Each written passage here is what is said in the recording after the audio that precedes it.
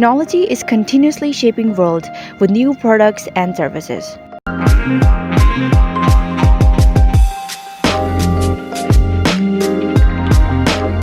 Gradual innovations, inventions, discoveries, and diffusion in almost all sectors have revealed new horizons. International Technology Business Conference 2023 is bringing global experts from business and academia to share knowledge on smart cities, artificial intelligence, fintech, infrastructure development, healthcare, automation, energy, green environment, international regulations, and ITC. Join us. It is an honor for us to welcome Professor Dr. Diana Bowman. She serves as the Associate Dean for Applied Research and Engagement and a professor in School for the Future of Innovation in Society. Diana is a co-director of the Center for Smart Cities and Regions in Arizona State University, USA. Hi, everybody. My name is Diana Bowman. I am an Associate Dean and Professor in the Sandra Day O'Connor College of Law at Arizona State University. I've been with the university a little over 8 years, and one of the big agenda items for me in my time here at ASU has really been on smart cities, thinking about the governance of smart cities, but then also how to build out a smart city. And one of the things I'm proudest of is having been one of the leads in creating the Connective, which is a smart region initiative that we initiated just on 4 years ago here in Maricopa County in Arizona, where we brought together all of the cities that neighbor each other in the region. We brought the university and economic development team, our planning agency, and not-for-profit, and actually committed to working together as a smart region rather than a smart city. And in doing so, we brought the decision makers of these cities and towns and the county to collectively work for the benefit of 4.5 million people in our backyard. And that's a really unique entity, and I think really is foundational to how we think about smart cities in the future. So when I think about a smart city, I do not necessarily think of the technology first. It's not first and foremost in terms of what I talk about. I can actually go to a smart cities conference and not even talk about technology once. For me, a smart city, and definitely smart cities in the future, are very human-centric.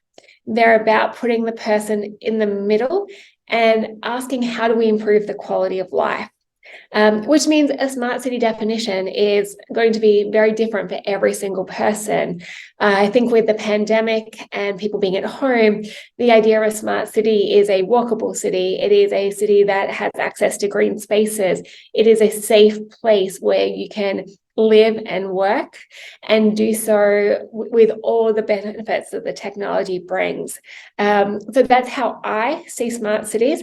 I also think that going forward with all of the natural disasters that are taking place around the world, and that can be everything from flooding to drought, that smart cities or cities of the future are really going to be defined by being resilient cities. So not only is there the technology to make it smart, it is the resilience that you build in a buffer so that when these type of crises happen, the city can still function and thrive. And so that means thinking differently about water. It means thinking differently about transportation. It means thinking differently about air quality, how we measure, and then how we respond to this. And so I think going forward, the cities that we're working with, the cities that we're planning, are going to be far more resilient cities than what we have historically thought about when building smart cities. And that's exciting. I think that not only will we have the benefits of, the 5G technology, the smart parking, but we'll be able to do so in a way that it makes playing, living, enjoying these cities far easier and with greater value in terms of our interaction. One of the things that I work on is really the governance of smart cities. And I will kind of take a sidestep in terms of how I got there. My background is really on the regulation of emerging technologies, having started working on nanotech in 2004. when nanotech was not a word that many people knew. It was very much a term that was coined by scientists for scientists. And trying to explain what I was doing in my PhD on was very challenging for the most part. That has now changed, especially with COVID vaccine being a nano-based platform. I also have a parallel area of work, which has been on public health law, with a particular interest in road safety and working with teams of people to reduce the number of people who die on roads in and around the world each and every year. And I really came to the smart city space because of autonomous vehicles becoming a thing. And definitely here in Arizona, we are the leading test beds for autonomous vehicles in the United States. 91% of all accidents on the road are caused by human error. And so my question was, if we could get autonomous vehicles to function safely and effectively, could we actually use them as a tool to actually reduce the number of people who die on the roads?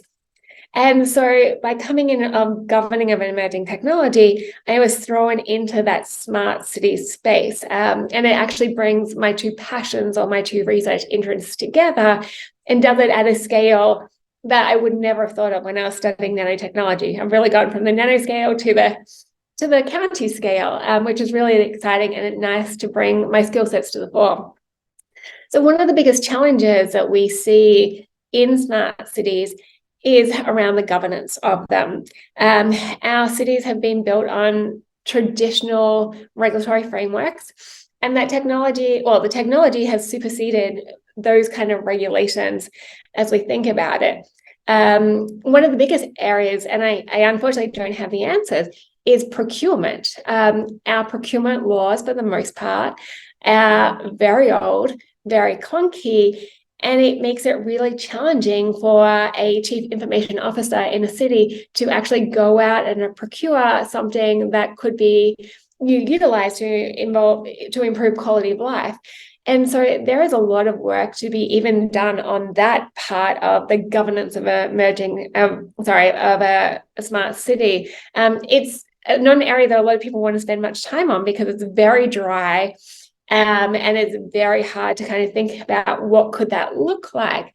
But to actually really accelerate the adoption of some of these technologies into cities, we have to really rethink our procurement. I think one of the bigger challenges too is that traditional cities are often very siloed.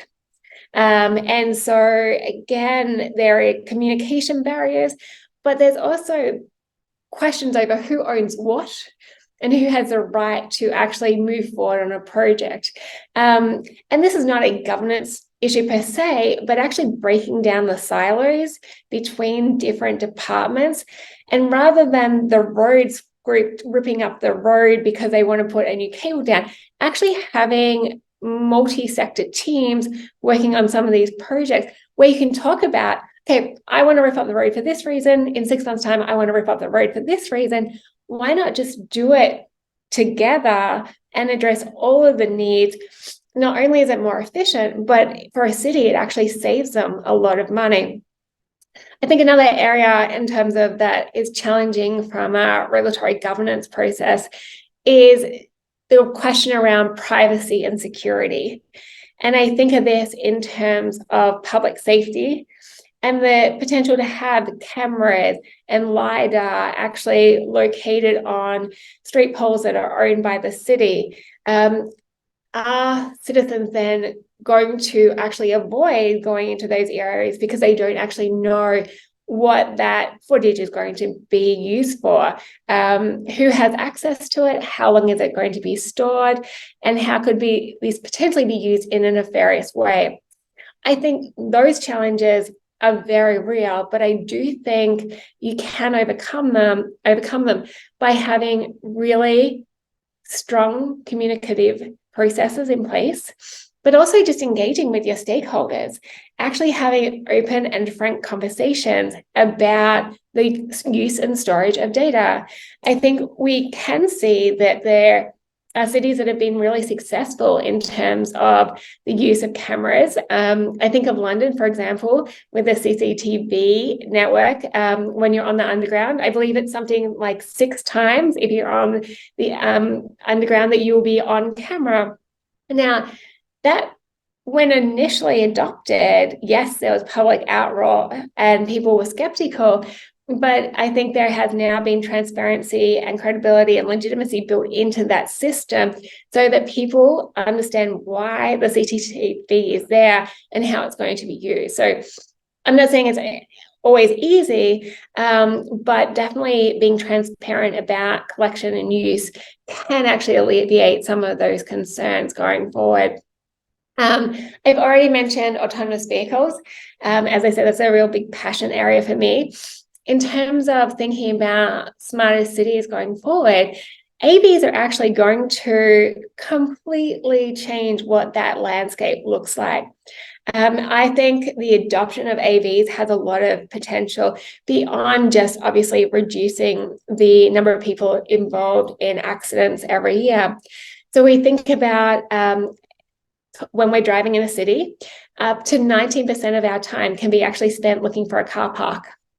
So with an autonomous vehicle, if you remove the need in terms of parking because you're in and out and then it can self-park, there's environmental benefits associated with it. It also means we have to rethink about zoning and how many parking spots are needed, and that does a grocery store really need 200 parking spots or whatever the building code says if more people are relying on AVs as really their shuttle. There's also the potential in terms of around aging in place. In many countries these days, we have an elder population. We know that when elderly people lose their independence with their driving license, their health generally declines quicker than if they had it. And that's physical health as well as mental health. Often they become very isolated and they more quickly move into a care setting. If AVs are available for that population, they will have greater independence for longer, and we might actually save both their well-being in terms of their stress on the daily life, but there's economic savings for governments as well in terms of not having to provide high-level cares, which we all know are costly. And so that's just one technology that has really interesting public health. It has really interesting challenges around thinking about zoning, parking. I love talking about parking as well. It's another area in terms of obviously smart cities that, important. And just thinking, can we build like housing complexes that don't need the parking? But it's also a technology that it actually is not accessible to a lot of people yet. I mean, it is. I'm very lucky. I am in downtown Phoenix. We have one of the few trials going on. I have been in various AVs with and without actually people sitting in the driver's seat. But really complex technology that brings with it a lot of opportunity. The question I often get is what's next? What's next in terms of smart city technologies? What's next in terms of my program of work, both as an academic, but also a practitioner in the field? One of the things I think is highest priority for me is around actually getting access to decision makers within cities and giving them information and the education about the technologies that are coming down the pike. It's very hard to think about what a regulatory framework for blockchain might look like if all you have capacity to do is actually your day job and you don't have time to think about what is coming and what does that mean. So creating educational content, that allows city officials to actually think about the future and what it might mean for their workplace is a big priority for me. But it goes beyond that. With many technologies, as they enter into the market, there is always the claim that the legislative framework is lagging that technology. And, we've seen it with biotech. I think we're seeing it with AI at the moment. And it's very challenging for governments to catch up. The term is coined the pacing problem or the legal lag. And it is very true and it is very real. what we need to do in terms of thinking about the complex ecosystem of smart cities is actually get ahead of the technology. We need to be thinking 5-10 years out where this is going so that we can start to have the conversations about what this looks like from a regulatory perspective. This is where I think the role of standards bodies become really important. And ISO, obviously, as the international standards body, in terms of they provide a really good framework in terms of what's coming down the pike. And that information should filter down to the local level, the state, provincial level, and then the federal level and help inform the discussion. But it's also where we need to be willing to create regulatory sandboxes within our environments and actually reduce the regulatory burden within these zones to allow for experimentation. That doesn't mean it's a free-for-all. That's when actually I think universities can play a really big role in actually helping to evaluate what is going on in the regulatory framework, working on return on investment, working on efficacy, and they can be looking at it from both an economic standpoint, but also from a social science standpoint. And so that push to regulatory sandboxes, I think, is very important as we are trying to get ahead of that technology. I would also encourage, and again, I'm coming from a university perspective, I would like to see more interaction between the universities and the public sector officials as they're rolling out these technologies, because I can tell you my 19-year-old students probably have more of an idea of what that technology of the future looks like and what they want to see incorporated in a smart city.